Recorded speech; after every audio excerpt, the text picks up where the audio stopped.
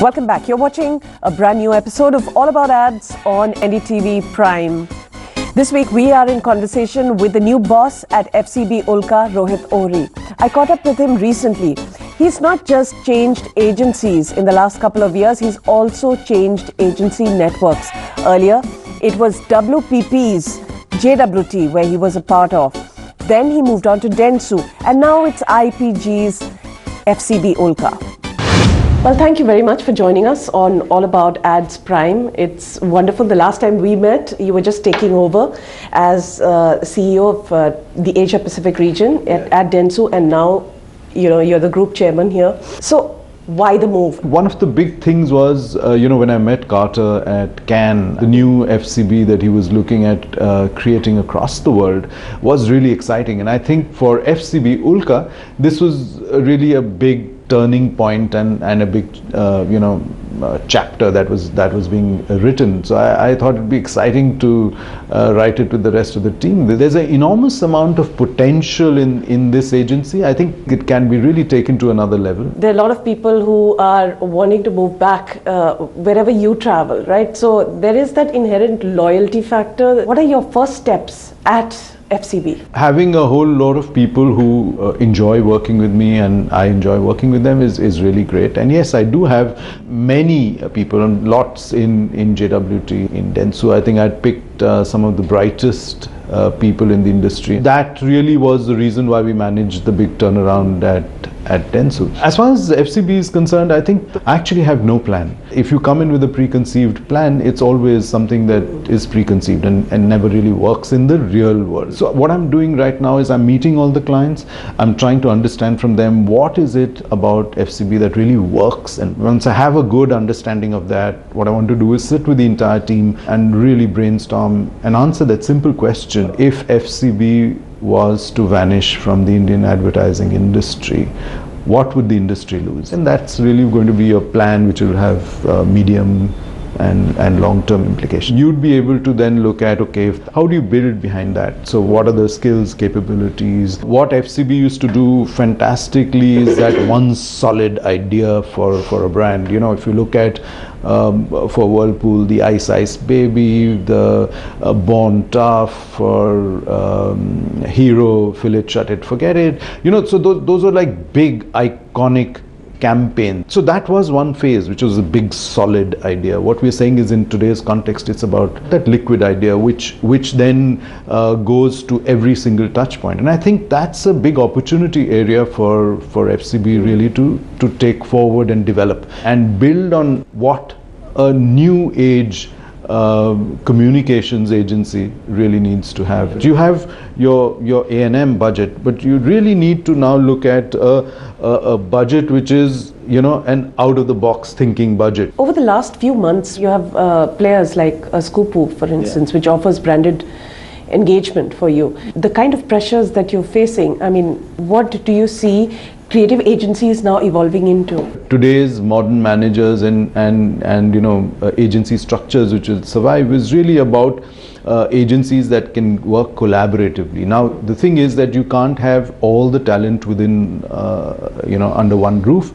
But how do you create a way and an ecosystem where you can collaborate with the best people who are creating content, or the best set designer or costume designer or fashion designer? The idea is to build those whole collaborative bridges. And we've seen that a lot of clients actually go out and exactly directly engage some of these content creators. This is not something that you can fight. So you need to be more open and lean into risk. But do clients allow you that? Clients are more open to that because it's no longer that one television film, right? So when it was all anchored around one television film, then all your bucks were there. Today, because there are many options, clients are saying, okay, on television, hey, let's try something else. There's not that much of risk. There's, you could always pull back if that didn't work. The feedback from clients has always been that the reason why it's becoming tough to handle agencies is the pace with which they move, and especially in a real-time world. Is that something that you're going to be consciously looking at? When you talk about the whole real-time marketing, I think that would require some fundamental changes in structure. So the whole thing of getting more flatter, building quick, nimble teams, and teams with the entrepreneurial spirit, which kind of helps them create, and do it at a particular speed. These days, when you have startups, they have started doing away with the role of the marketing head. There's no requirement of a marketing head. It's much rather handled by a COO who deals directly, especially in these digital startups. Are creative agencies heading to that place where you are reorganizing structures? Where does creative heads come in? If you look at the creative heads, they're always going to be the most important people. The idea is that it's not about one or multiple, it's about what you want to be as an agency. I think that fundamentally needs to first be defined. And then you say, okay, this is what I need to be. So what do I need for that? Do I need a huge network of creative talent that needs to deliver to this? Or is it something that is still, that one person's domain? It's really about that excellence in creative, and that is creating new relationships with clients, where clients are looking at, breaking some of their long-standing relationships with agency partners, almost flirting with these creative hot shops. So the whole thing is, how do you be the wife and the mistress? Acknowledge them as competitors, and in my book, they are competitors. We have discussed the Delhi and Mumbai divide. I call it divide because there is a perception that everything exists in Bombay. How important is Delhi as a market, and as compared to Bombay? Their sort of plan to really make FCB Ulka in Delhi a stronger one than it has been, because their tendency to have a stronger structure in Bombay. While Mumbai continues to be an important market, the fact is that it's a center of creativity, right? Because Bollywood is centered there. There's a big network of creative talent, and that's really the reason why Mumbai will continue to be important going forward.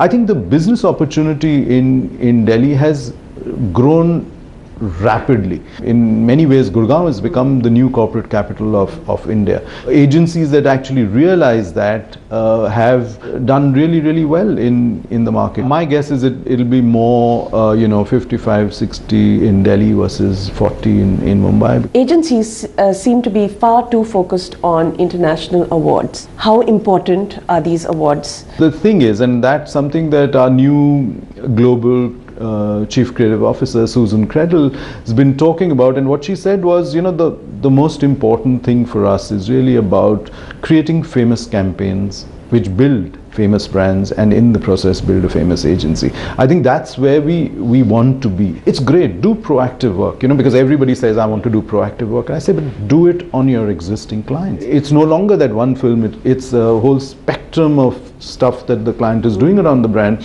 and there is opportunity to create those innovations, opportunity to do those proactive pieces of work. We would like to win awards. What I believe in is how do you build the creative reputation of an agency, and the thing is that awards is one aspect of it. It's not the only measure, really. To measure creative on awards that they won on brands that nobody's ever heard of, it doesn't build anything for the agency. It's something that just vanishes. If you do good work on big brands, I think that's something that really helps turn an agency's reputation. Ogilvy has done that really well. So looking ahead to 2016, what is your take on what you expect 2016 to be? So 2016 will continue to be a lot volatile, and I don't think people are still being able to predict. What I do see, of course, the big opportunity is really the whole startup. The time has come for us to actually reorient ourselves to these startups, because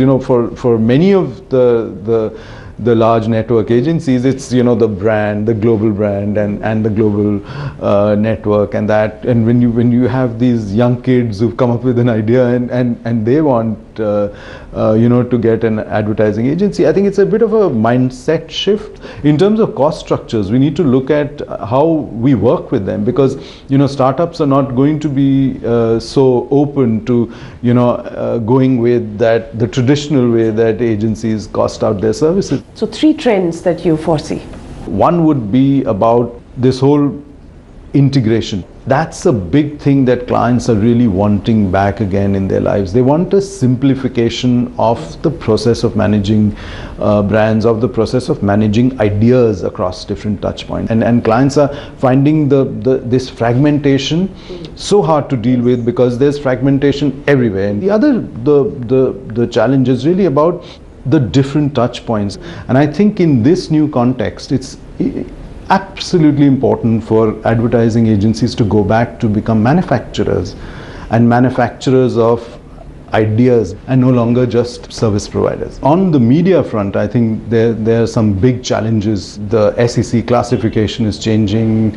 BARC is bringing a whole new set of parameters, and I think measurement is really going to be the key, and delivering ROI on that basis. It's important for the people who are actually just beginning to get to know who you are within the agency, also to get to know a little bit about what you are thinking. So on that note, thank you very much for joining us. Thank you so much. Thank you. You can watch the entire interview with Rohit Ohri, the new boss at FCB Ulka, online.